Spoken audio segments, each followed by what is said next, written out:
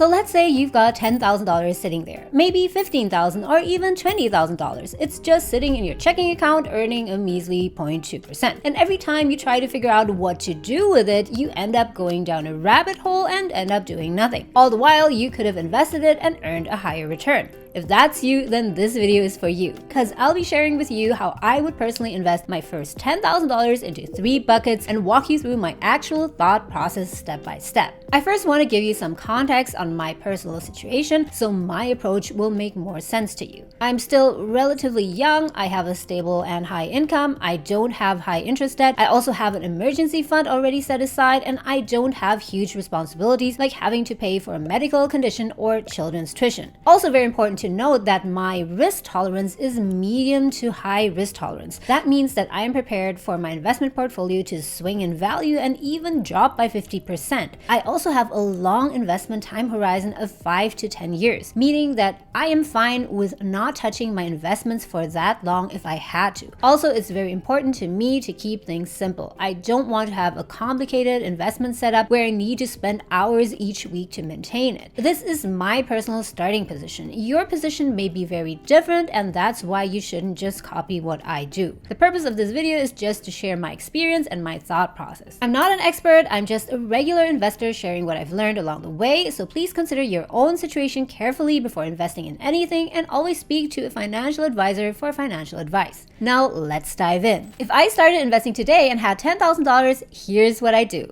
2 gut checks before investing the first dollar. Instead of just dumping that $10,000 into a single stock or leave it in a GIC, I would put it into 3 buckets. But before I do that, I would make sure that I tackle 2 things first. One is high interest debt. If I had a credit card balance sitting at 19, 22% or even more, I'd pay that down before investing a single dollar. No investment reliably beats that rate. It would be like pouring water into a leaking bowl. 2, emergency fund. Do not skip this. Here's the risk if you do. You invest your entire $10K into watermelon stock, then suddenly you get laid off or hit with an unexpected $5,000 expense, and at the same time your watermelon stock drops 30%. You need the cash, so you're forced to sell at a loss. That's exactly the scenario we want to avoid. An emergency fund means you can leave your investments alone and let them recover. Even 1 month of living expenses is a good start, but aim for 3 to 6 months if you can. Okay, with that covered, these are the 3 buckets I'd invest my first $10,000 into.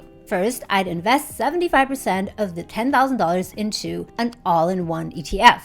This would be my foundation, the biggest piece of the plan and the most important one to get right. An all-in-one ETF is a single diversified fund that automatically bundles a global mix of stocks and usually bonds into a preset asset allocation. It's very different from investing everything into a single stock where the growth would rely solely on what that one stock does. Now, why an all-in-one ETF?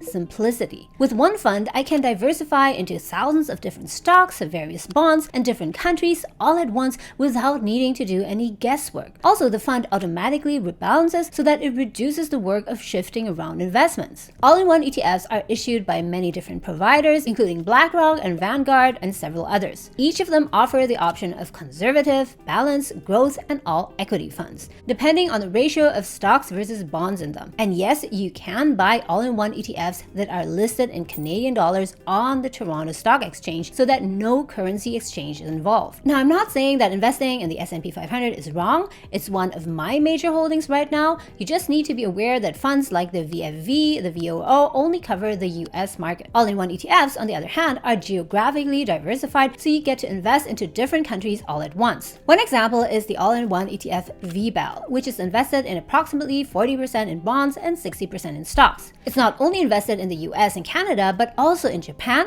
the UK, Taiwan, China, South Korea, and many other countries, as you can see here. Note that I am just showing you this as an example. I'm not saying that you should buy this one in particular. This is just one example of many all-in-one ETFs that you can buy. Now, based on my personal financial situation I described earlier, I would go with a broadly diversified all-in-one ETF with at least 60% in equities. I even lean towards 100% in equities because of my risk tolerance that is higher and my time horizon that is long. Consider your your personal situation carefully. If you're closer to retirement or you're more conservative, you dial the equity portion down. There's an all-in-one ETF with 60%, even just 40% in equities. And I made a whole video on all-in-one ETFs that you can watch here later to learn more about the different options for all-in-one ETFs. Now to the question, where do I hold it?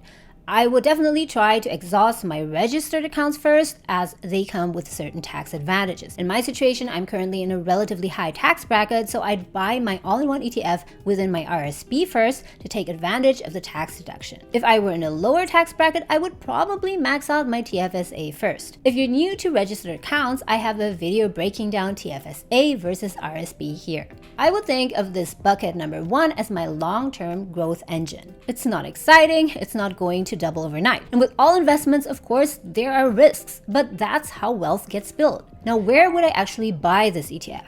I would open a self-directed investment account on Wealthsimple, and this is what I actually did at the beginning of my investment journey. I opened a self-trading account there so that I could pick my own investments, then opened registered accounts on Wealthsimple. I've already been using Wealthsimple for 5+ years and genuinely love it. It's a Canadian investment platform with no monthly fees, no trading fees on stocks and ETFs, built-in crypto platform, and it's honestly one of the easiest apps to navigate. Great if you're just starting out. You can open a TFSA or RSP or other registered accounts in minutes and get going right away. Full disclosure, guys, I am not sponsored by Wealthsimple, but I do have an affiliate link down below, and you can earn a $25 bonus if you use it to open and fund your account. Note that I may earn a small commission if you use the link. Now let's move on to bucket number 2.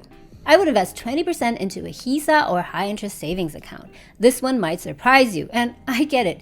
HISA rates have been declining and now sit at around 1 point something to around 3% max as per making of this video. So why keep 20% in a savings account if you're trying to grow your money? Now here's my thought process. If I'd only have my small emergency fund and started investing, and I'm totally aware that my investments could crash and I could lose money, I would want to make sure that I have a buffer. If I put my entire $10,000 into investments that I won't touch for the next years, I'd not have any flexibility. When I'm getting started, I find it super important to have liquid money set aside on top of my emergency fund. That way I can avoid touching my other investments when they're down and I need money for something. I also have more options when I come across a good investment opportunity. For example, I would have the flexibility to top up other investment buckets. When my other investments drop, I'd even have the option of investing more at a lower price. This $2,000 HISA bucket basically protects the other buckets from being disrupted and gives me a peace of mind knowing that I have backup money. And to be clear, this would just be my one-time starting setup, not a permanent allocation. Going forward, I would not keep pouring money into the HISA. It generates too little interest and is an opportunity cost. I would cap the amount I keep in a HISA. Going forward, as I earn income, I would save money and DCA or dollar cost average it into other buckets. Now, I'm not saying that this HISA component has to be 20%. It could be 10% or 30%, really depending on how solid your emergency fund already is and your general financial situation. So where would I hold this 20% in HISA? A lot of banks offer high interest savings accounts nowadays, and they can come under different names. Personally, I like to stick with digital banks as many of them don't charge monthly fees and don't charge for Interag e-transfers. My favorite digital bank to earn high interest would be EQ Bank at the moment. I direct deposit my paycheck there and earn 2.75% interest at the moment. And that's without keeping any minimum balance and without any monthly fees. Note that many other banks offer 1 to 2% interest rates, but require you to maintain some minimum balance or even pay a monthly fee. Also different from many other banks that limit your Interag e-transfers and charge you even $1 or $2 for each transaction, EQ Bank also does not charge fees for Interag e-transfers. So I can pay as many bills as I like from my account and send money out. Alternatively, if you want to keep it simple, Wealthsimple is also a great choice. Yes, they pay slightly less interest and the percentage interest is dependent on your holdings with them. At the moment, for example, 1.25% for core customers, that's under $100,000 in assets, with an additional booster of 0.5%, totaling 1.75%. If you have a qualified direct deposit with them, the rate goes up to 2.25% if you hold more in assets. The benefit though is that you have everything on one platform, just something to consider. I have affiliate links to both of them in the descriptions down below. Again, I am not sponsored by either of them, but I may earn a small commission if you use my link to sign up at no additional cost to you. Now, where would I invest the remaining 5% of the $10,000? Now, some of you may have guessed it. I would invest at least 5% into Bitcoin. I notice many people don't want to hear about Bitcoin, but since I am actually investing a lot into Bitcoin and I want to be transparent with you, it would be wrong to leave this out. No, Bitcoin is not a fad, it's not a scam. Bitcoin was started in 2009, as you see on this chart, and although it has seen huge volatility over the years, overall it has gone up. Now, I've done a lot of research on Bitcoin and I genuinely believe in its long-term growth potential. Long-term meaning 5 to 10 years. Here's why. Bitcoin has a fixed supply and is therefore a scarce asset. Unlike fiat money, so your US dollars, Canadian dollars, and any other currencies that can be endlessly printed, expanding the money supply and worsening inflation, unlike stocks that can be indefinitely created by companies, Bitcoin is limited by design. There will only ever be 21 million coins. And of these 21 million coins, about 96% have already been mined or created, leaving only 4% left. There is no company that issues Bitcoin, so no, I am not paid by Bitcoin. Bitcoin has no CEO who decides on its policies. Bitcoin is decentralized because it relies on a global independent network of computers where rules are enforced by software code, meaning changes can only happen when the majority of participants reach consensus, rather than through a central leader.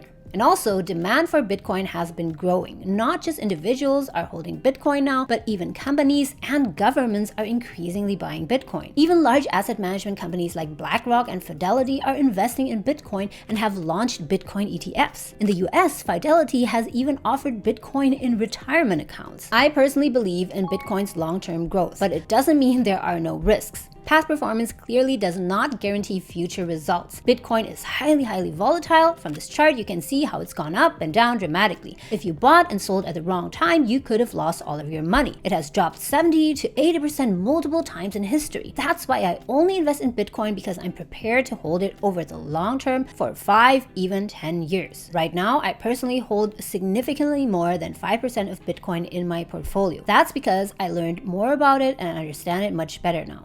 But if I were starting fresh with my first 10K and I only started learning about Bitcoin, I'd probably start with 5% or even lower. If you don't want high volatility and deal with violent ups and downs, and if this would keep you up at night, then Bitcoin is just not for you. In that case, consider skipping this bucket entirely and probably exchange it for another stock or ETF. In any case, make sure to only invest money you're prepared not to touch for at least 5 to 10 years. That could mean that you allocate a much smaller percentage into Bitcoin. That could be 3% or even just 1%. Now, just in case you've decided that Bitcoin is right for you, let me just share where I buy Bitcoin. I've used several platforms in the past, but one I really like is Index. It's a Canadian regulated exchange with a simple, beginner-friendly interface. They have very low and transparent trading fees of only 0.2%.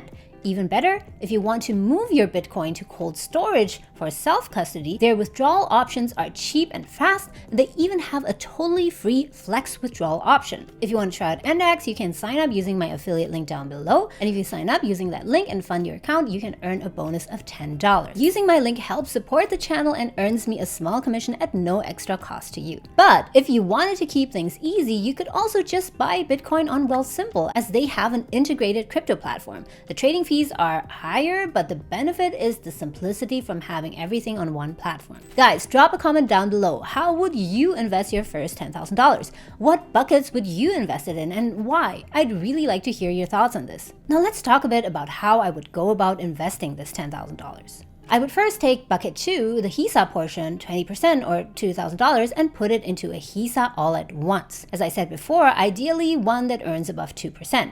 Next, I'll take the remaining 80%, consisting of 75% in an all-in-one ETF and 5% in Bitcoin, and invest it over 4 weeks. 75% of $10,000 is $7,500, divided by 4 weeks, that's $1,875 per week into an all-in-one ETF. Then 5% of the $10,000, that's $500, divided by 4 weeks, that's $125 per week into Bitcoin. Some people prefer to lump sum the full amount on day one, and I think that's a completely reasonable choice as well. Going forward though, I would prefer to dollar cost average my investments. This means that every time I get paid, I invest some money instead of saving it all up, waiting, try to time the market, and then invest it all at once, which can often go wrong. Now in investing, I try to keep my approach simple and invest on a regular schedule, but from time to time I do check in on my investments, and occasionally I'll make an off-schedule trade even when I'm traveling. But for security reasons, I make it a point not to use public Wi-Fi when I'm traveling. Instead, when I'm traveling abroad, I use an eSIM like Maya Mobile, so I always have my own data connection without paying for roaming fees. For extra security, I also use a VPN like NordVPN when I'm logging into my accounts.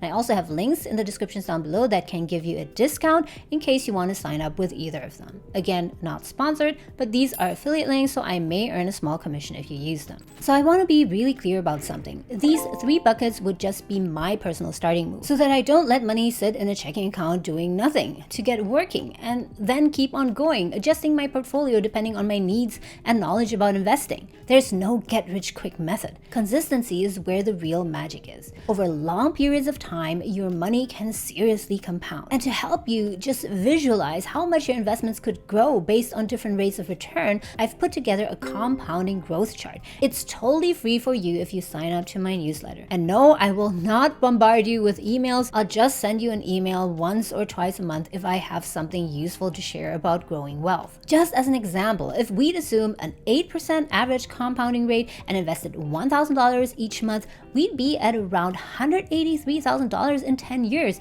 and $589,000 in 20 years. Just click on the link below to sign up and I'll email you the free compounding chart right away. So guys, these are the 3 buckets that I invest my first $10,000 in. Definitely don't copy my exact split, but I hope that sharing my investment thought process was useful to you to make your own plan. Now, just in case you're still wondering whether to invest in a TFSA or RSP first, you can join me in this video next.